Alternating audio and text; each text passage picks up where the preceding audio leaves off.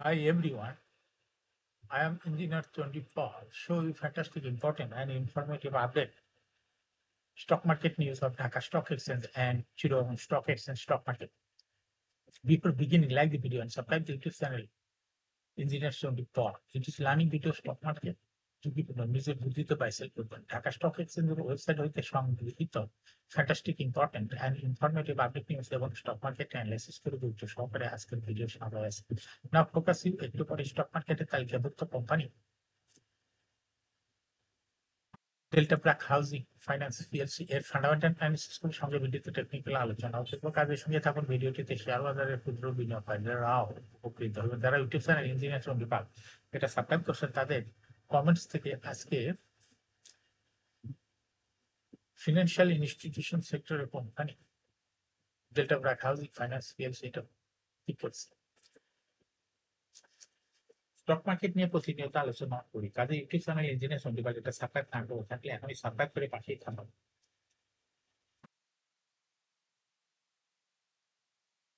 নাও fantastic index update Dhaka stock এক্সচেঞ্জের index আজকে 53.73 বৃদ্ধি পেয়ে 5,352.2 হয়েছে। এসিতে টাকার অঙ্কে 743.16 কোটি টাকার বেশি ট্রানজাকশন হয়েছে। আজকের মার্কেটে সালভো কেমিক্যাল কোম্পানিটি হল্টেড ছিল, সাউথ ইস্ট ব্যাংক হল্টেড ছিল, সাপকো স্পিনিং হল্টেড ছিল, রোহিত টেক্সট হল্টেড ছিল। ডিএসএক্স ইন্ডেক্সের বুলিঞ্জার ব্যান্ড মোমেন্টাম ইন্ডিকেটর এর সঙ্গে MACD RSI volume momentum indicator দেখতে পাচ্ছেন। বুলিঞ্জার ব্যান্ডে আপার ব্যান্ড এবং লোয়ার ব্যান্ড বড় রকম বিদ্যুৎ দিকেই অগ্রসর হচ্ছে এবং সর্বশেষ বুলিশ মুডে ট্রেড হতে গ্রিন কালারের ক্যান্ডেল সৃষ্টি হয়েছে। এমএসিডিতে ব্লু লাইন রেড লাইনকে ক্রস করে উপরে উঠে গেছে। হিস্টোগ্রাম জিরো লাইনের উপরেই পজিটিভ ভলিউম ক্রিয়েট করেছে। আরএসআই বর্তমানে 60-র উপরে আছে। আরএসআই অ্যানালাইসিসে দেখা যায় মে মাসের পরে আরএসআই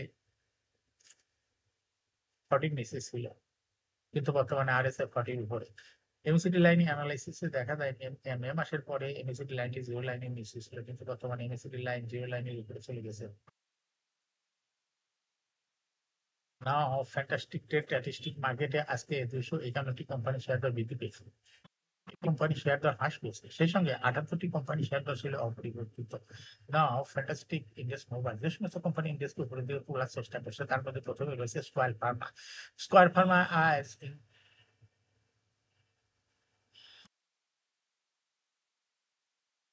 ইন্ডেক্সকে 10.44 বৃদ্ধি করছে, প্লাস করছে, 10.44 প্লাস করছে। এরপরে পর্যায়ক্রমে রয়েছে BRAC Bank, South East Bank, Jamuna Bank, Pubali Bank, Prime Bank, Mercantile Bank, Shahjalal Bank, British American Tobacco, Padma Oil. যে সমস্ত কোম্পানি ইন্ডেক্সকে নিচের দিকে নামানোর চেষ্টা করছে তার মধ্যে প্রথমে আছে মিডল্যান্ড ব্যাংক, ইন্ডেক্সকে 1.18 মাইনাস করছে। এরপর পর্যায়ক্রমে রয়েছে Walton hitech, park, Robi Axiata, NRB bank, Dutch Bangla bank, SIBL, ECB bank, IFIC bank, Exim bank, power grid. Now fantastic stock market news. চতুর্থ কার্যদিবস বুধবার 30শে জুলাই প্রধান শেয়ার বাজার ঢাকা স্টক এক্সচেঞ্জে লেনদেনে অংশ নেওয়া 358 দর বেড়েছে। দর বৃদ্ধির শীর্ষে উঠে এসেছে রহিম টেক্সটাইলস মিলস পিএলসি। রহিম টেক্সটাইলস শেয়ার দর আগের দিনের তুলনায় 15 টাকা 20 পয়সা বেড়েছে, যার ফলে কোম্পানিটি দিনের দর বৃদ্ধির তালিকায় প্রথম স্থান দখল করে নিয়েছে। দর বৃদ্ধি তালিকায় দ্বিতীয় স্থানে রয়েছে সালভো কেমিক্যালস ইন্ডাস্ট্রিজ, তৃতীয় স্থানে রয়েছে সাউথ ইস্ট ব্যাংক। এছাড়া দর বৃদ্ধির শীর্ষ তালিকায় থাকা অন্য কোম্পানিগুলোর মধ্যে রয়েছে Sapco spinning, Uttara finance, republic insurance, Tamijuddin textile mills, Simtex industries, Desh garments, global happy chemicals লিমিটেডের শেয়ার দর বৃদ্ধি পেয়েছে।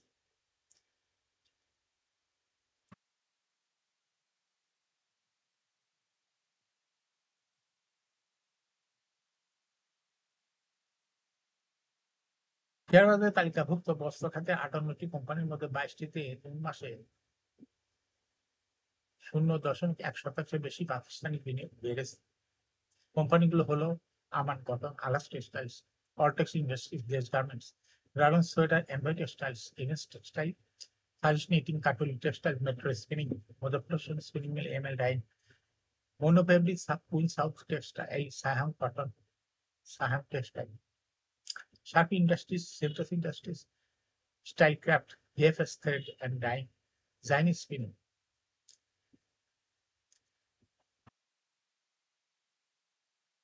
কটন বর্তমানে শেয়ার সংখ্যা 10,08,33,303টি, পরিশোধিত মূলধন 100 কোটি, 83,00,000 টাকা। মোট শেয়ারের মধ্যে প্রাতিষ্ঠানিক বিনিয়োগকারীদের মে মাসে ছিল 11.78%, জুন মাসে 0.16% বেড়ে দাঁড়িয়েছে 11.94%। আলোচনার সময় বাকি শেয়ারের মধ্যে উদ্যোক্তা পরিচালকের কাছে শেয়ার রয়েছে 49.58%, বিদেশি বিনিয়োগকারীদের কাছে রয়েছে 0.12%, সাধারণ বিনিয়োগকারীদের কাছে রয়েছে 38.36%।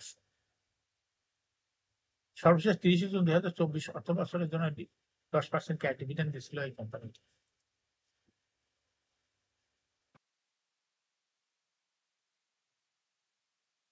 সপ্তাহে চতুর্থ কার্যদিবস বুধবার 30 জুলাই ঢাকা স্টক এক্সচেঞ্জের ব্লক মার্কেটে 30টি প্রতিষ্ঠান লেনদেনে অংশ নিয়েছে। এসব প্রতিষ্ঠানের মোট 17,16,95,000 টাকা শেয়ার লেনদেন হয়েছে।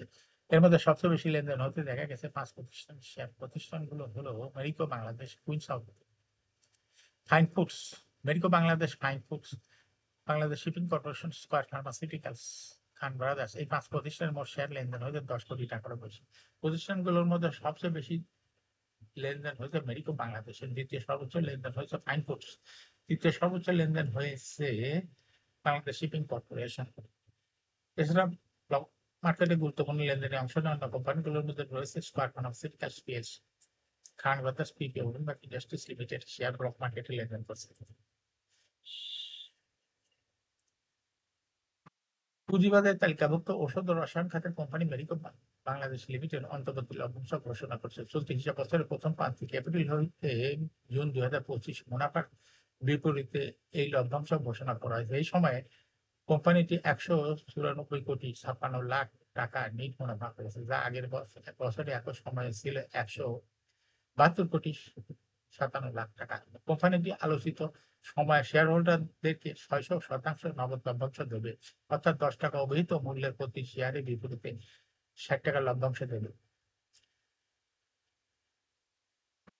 কোম্পানিটি পরিচালনা পর্ষদের সভায় প্রথম প্রান্তিকে অনেকে তাত্ত্বিক প্রতিবেদন পর্যালোচনা অনুমোদনের পরে আলোচিত লভ্যাংশের এই সিদ্ধান্ত নেওয়া হয়। ঘোষিত লভ্যাংশ প্রাপ্তির যোগ্যতা নির্ধারণের জন্য রেকর্ড ডেট নির্ধারণ করছে 21 আগস্ট।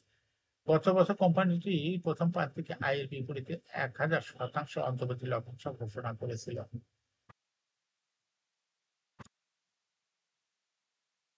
এখন শেয়ার বাজারে তালিকাভুক্ত ডেল্টা প্রাক হাউজিং ফাইন্যান্স পিএলসি এর ফান্ডামেন্টাল অ্যানালিসিস করবো, সঙ্গে ভিডিওতে টেকনিক্যাল আলোচনা করবো। কাজের সঙ্গে তোমার ভিডিওটিতে শেয়ার বাজারে ক্ষুদ্র বিনিয়োগকারীরা উপকৃত হবেন। যারা ইউটিউব চ্যানেল ইঞ্জিনিয়ার সোলিপাল এটা সাবস্ক্রাইব করছেন, তাদের অনুরোধে আজ ডেল্টা প্রাক হাউজিং ফাইন্যান্স পিএলসি এটা সিলেক্ট করা হয়েছে। ডেল্টা প্রাক হাউজিং পিএলসি এর ট্রেডিং কোড হলো ডিবিআইস। এই কোম্পানিটি আজ মার্কেটে ক্লোজিং দর ছিল 39 টাকা 80 পয়সা। 52 সপ্তাহের মধ্যে কোম্পানিটি সর্বনিম্ন দর ছিল 30 টাকা 10 পয়সা। 52 সপ্তাহের মধ্যে ডেল্টা প্রাক হাউজিং এর সর্বোচ্চ দর উঠেছিল 47 টাকা 50 পয়সা। কোম্পানিটি ফিনান্সিয়াল ইনস্টিটিউশন সেক্টর একটি কোম্পানি, অথরাইজ ক্যাপিটাল 400 কোটি টাকা, পেইড আপ ক্যাপিটাল 202.868 কোটি টাকা। রিজার্ভ রয়েছে এই কোম্পানিটি 731.46 কোটি টাকা। ইয়ারিং হলো 31 December. Last AGM held on 19th June 2025 for the ইয়ারিং ডেট 31 ডিসেম্বর 2024। এই কোম্পানির সর্বমোট শেয়ার সংখ্যা হলো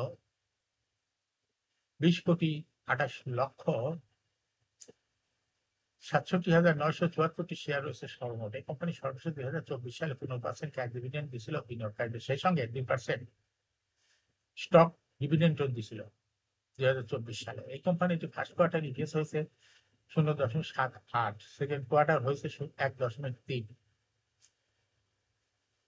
By the earning ratio based on latest audited financial statement in the year 30 July 2025, এর P রেশিও হয়েছে হলো 7.85।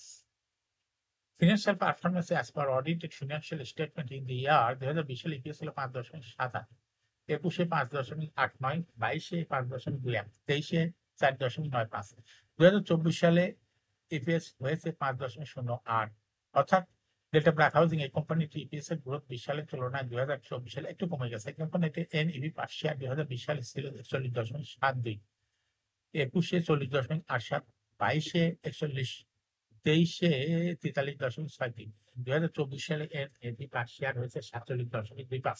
অর্থাৎ ডেল্টা ব্র্যাক হাউজিং এই কোম্পানিটির এনএভি পার শেয়ারের গ্রোথ 20 সালের তুলনায় 2024 সালে অনেকটা বৃদ্ধি পেয়েছে। এই কোম্পানিটির প্রফিট 2020 সালে ছিল 89.093 কোটি টাকা। সেখান থেকে দেখা যাচ্ছে 2024 সালে প্রফিট হয়েছে 100.856 কোটি টাকা। অর্থাৎ 20 সালের তুলনায় 2024 সালে ডেল্টা ব্র্যাক হাউজিং এর প্রফিট অনেকটা বৃদ্ধি পেয়েছে। কোম্পানিটির ডিভিডেন্ড ইল্ড 2024 সালে হয়েছে 3.86। ডেল্টা ব্র্যাক হাউজিং এই কোম্পানিটির লিস্টিং ইয়ার হলো 2008 সাল। Market category A, share holding percentage as on 31 December 2024, sponsor দায়িত্বের কাছে ছিল 51.32%। শেয়ার গভর্নমেন্টের কাছে কোনো শেয়ার ছিল না।